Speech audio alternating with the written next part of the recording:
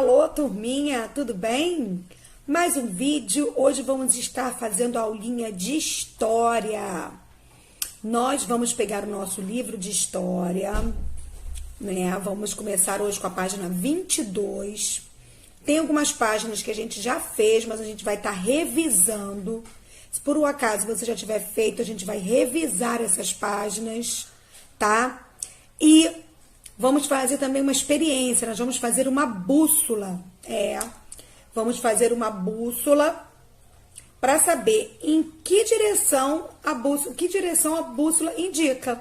Porque quando os portugueses, né, se arriscaram nas grandes navegações, eles não tinham instrumentos como GPS, né, essas coisas que ajudam a localização. Eles usavam praticamente era a bússola. Então, a bússola era um instrumento que apontava para que direção. Então, na nossa experiência hoje, nós vamos ver, tá? Então, vamos lá, abra um livrinho na página 22. Vamos lá, turminha, livro de história, página 22. Vamos ver qual era a função das mulheres na época das grandes navegações. Porque nós vimos que os navios, né, quem vinham eram os homens, né, os capitães, as pessoas, a maioria eram homens. Né? Agora vamos ver o que a mulher fazia nisso tudo, qual era o papel da mulher. Em Portugal, a maioria das mulheres era proibida de integrar as tripulações.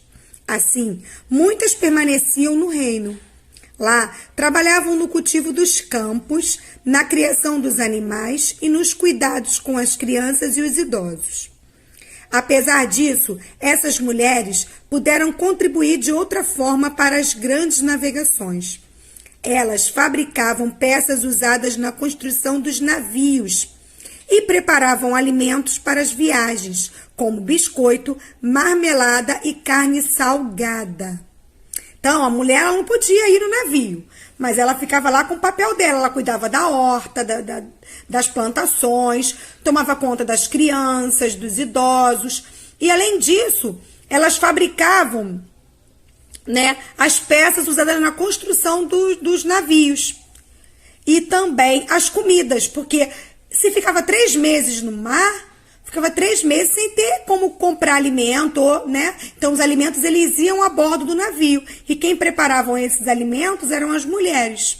De preferência, alimentos que não estragassem durante as viagens, como biscoito, marmelada. A marmelada que é um doce. Tá tipo uma goiabada, né? E a carne salgada, que é igual a carne seca, que vocês devem conhecer a carne seca. A carne seca é uma carne salgada, então salgava a carne e ela não estragava, tá bom? Então, vamos lá. Algumas mulheres, porém, conseguiam permissão para viajar com os homens. Muitas acompanhavam o marido ou o pai. Outras trabalhavam nos barcos, como padeiras e enfermeiras. Algumas também conseguiam sair de Portugal para viver nas terras exploradas pelos portugueses. Então, aqui, algumas mulheres da época, ó. Tá? Representação de mulheres portuguesas no século XVI, feita em 1797. Da esquerda para a direita, há uma camponesa de Alentejo, uma vendedora de frutas de Lisboa e uma mulher de Beira. Alentejo, Lisboa e Beira correspondem a lugares de Portugal. Locais de Portugal. Então, aqui as mulheres, tá vendo? Mulheres lá daquela época, né? Vamos lá, número 4. Observe a gravura acima, que é essa, e descreva como cada mulher foi representada. Depois, leia a legenda e levante hipóteses sobre a importância das atividades desempenhadas por elas durante o período das grandes navegações. Tá? Então, vamos lá. Como cada uma delas está representada, né? Pergunta o quê? Observe a gravura acima e descreva como cada mulher foi representada. Então, tem a vendedora, essa aqui é a vendedora de frutas, tá vendo? Ela tá com um avental. Essa é uma camponesa, essa é uma mulher de uma outra cidade. Então, nós estamos com bastante roupa, meia, sapatos, tá vendo? Com a cabeça coberta, essa por um chapéu e as outras por um manto. tá? E qual era a importância das mulheres nessa época?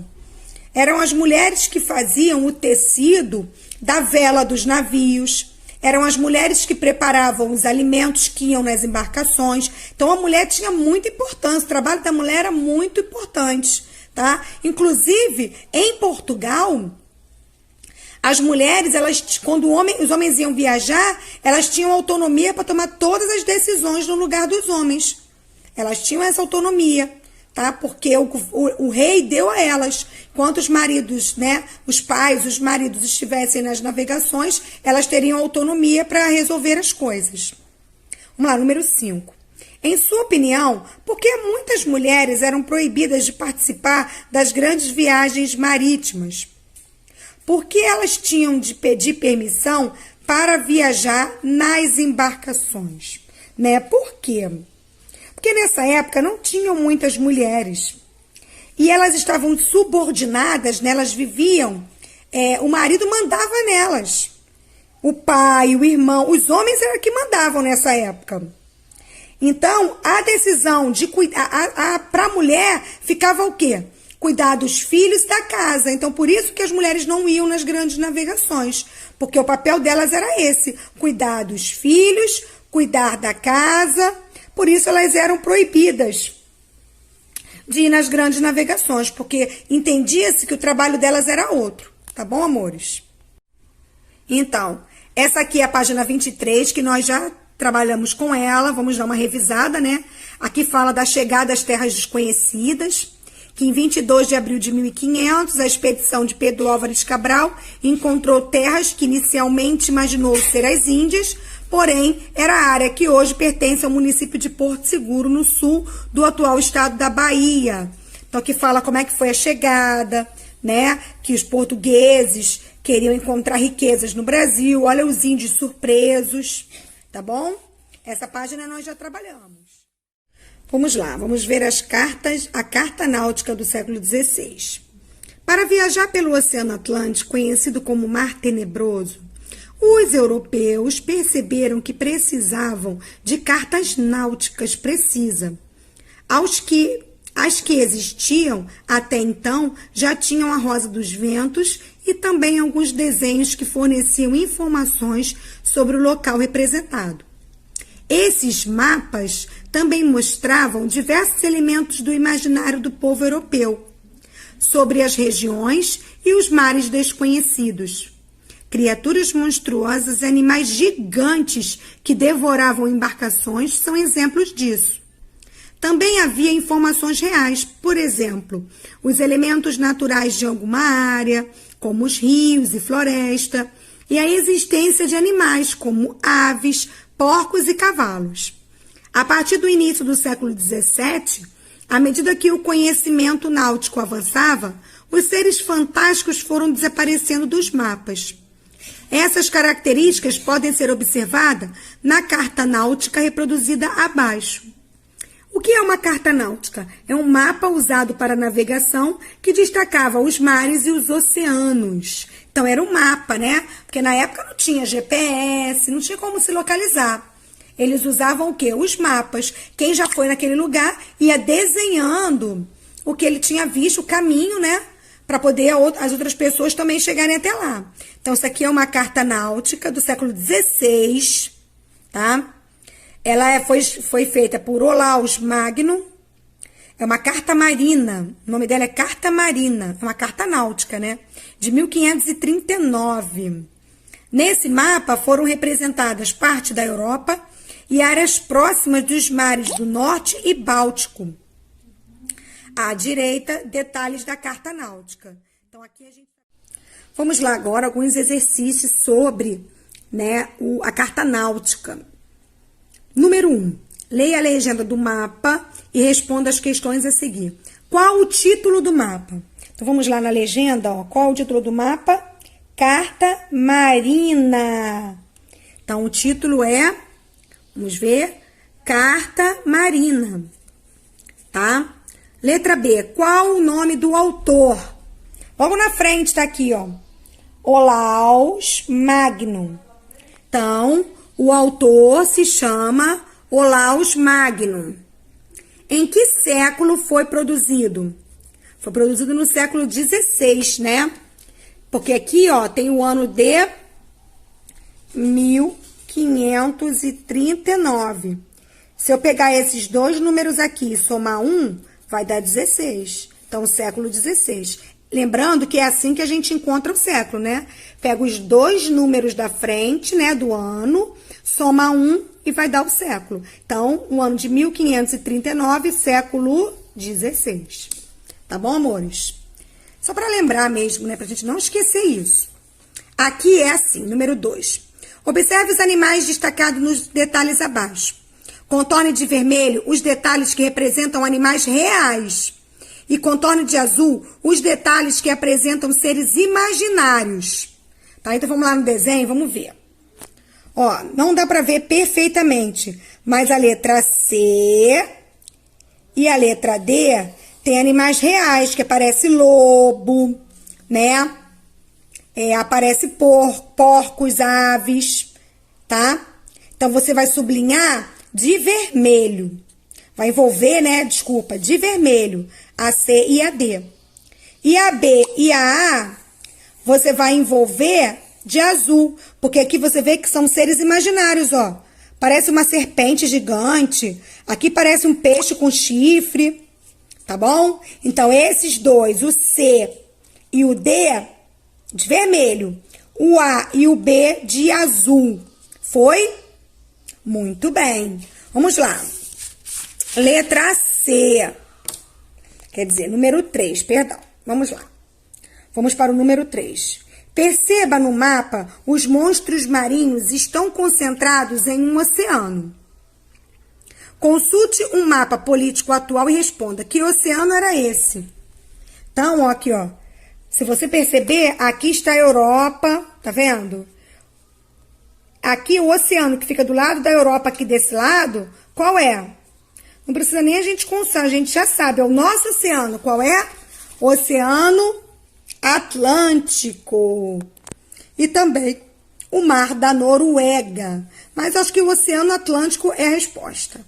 Tá bom?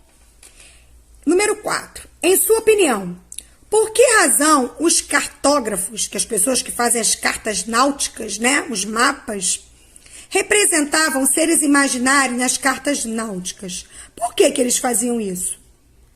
Por que que vocês acham que eles faziam isso?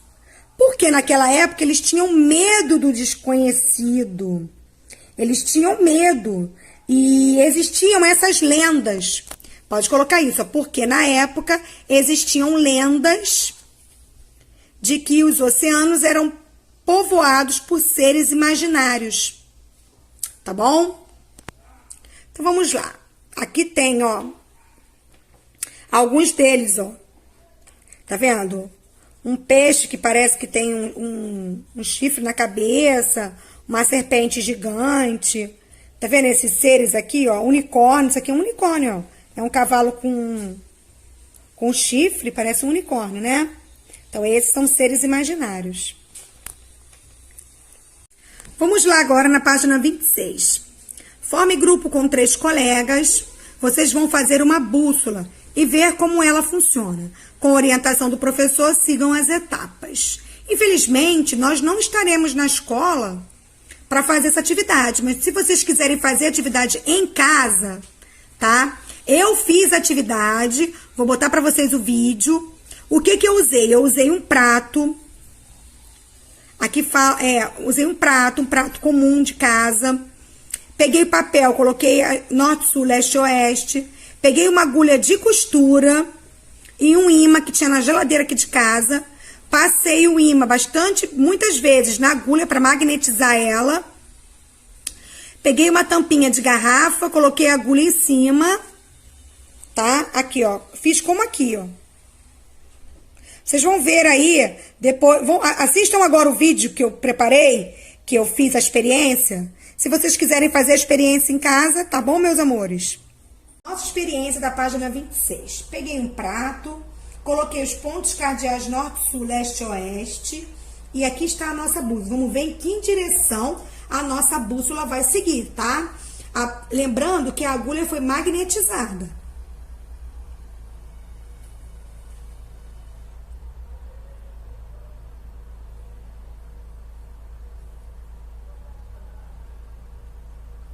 Vamos lá.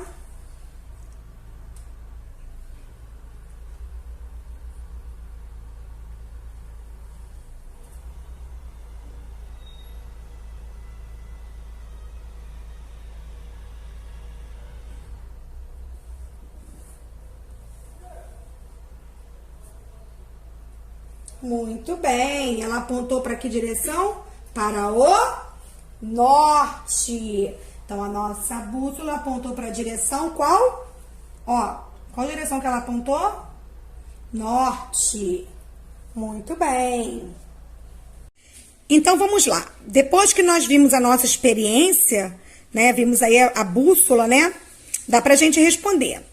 Observem a bússola que vocês montaram e respondam as perguntas. Aqui pede para responder no caderno, mas eu acho que dá para responder até aqui. Letra A. Para qual direção a agulha aponta a agulha magnetizada? Qual direção? Norte. Muito bem. Você vê que toda hora ela ia para o norte, né? Letra B. Ao ser movimentada, ela muda de direção? Não. Mesmo que você movimente ela acaba voltando para o norte. Não foi isso que aconteceu? Mesmo quando eu mexia, ela ia de novo para o norte. Tá? Lembrando que, ó, essa parte aqui é toda ao norte, é igual o meu. Ela ia nessa direção, não ia direitinho em cima do papel. Tudo que é desse lado é o norte. E ela estava sempre, mesmo que eu mudava ela de direção, mexia nela, ela ia para o norte. Tá bom, amores? Então, vamos lá para o próximo exercício. Número 2. O mapa mundi a seguir foi produzido com base nos relatos do navegador italiano Américo Vespúcio. Foi o primeiro mapa a mostrar o continente americano. Observe a imagem e responda às questões. Então, aqui, Américo Vespúcio, ele fez esse mapa. Então, aqui, ó, você vê a África, né? Europa. E desse lado aqui, ó, o continente americano. Esse mapa é de 1507. Vamos lá, letra A. Por que mapas como esse foram importantes para as grandes navegações? Qual era a importância desses mapas? Então, vamos ver a resposta. Os mapas foram importantes para localizar os continentes e mostrar algumas características dos territórios. Então, qual era a importância? Localizar os continentes, ó, você vê a África aqui, né? Tá bem direitinho. A América tá diferente, mas aqui tá bem direitinho. Então, eram importantes para localizar os continentes e saber, assim, algumas coisas sobre o local, se tinha rios, como era a vegetação, tá bom? Vamos lá, letra B. Observe a representação da América no mapa. Na opinião de vocês, por que ela não tem detalhes como os outros continentes? Por quê? Tá vendo? Você vê a África perfeita aqui, ó, Europa, Ásia.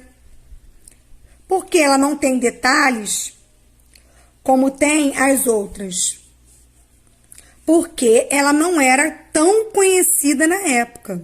Pode colocar aí. Porque na época a América ainda era desconhecida. Os portugueses já haviam chegado ao Brasil, né? Já havia descoberto a América. Cristóvão Colombo já tinha descoberto, mas ainda não conhecia muito bem os contornos, não conhecia direito ainda. Então, você bota aí. Porque, na época, a América não era muito conhecida.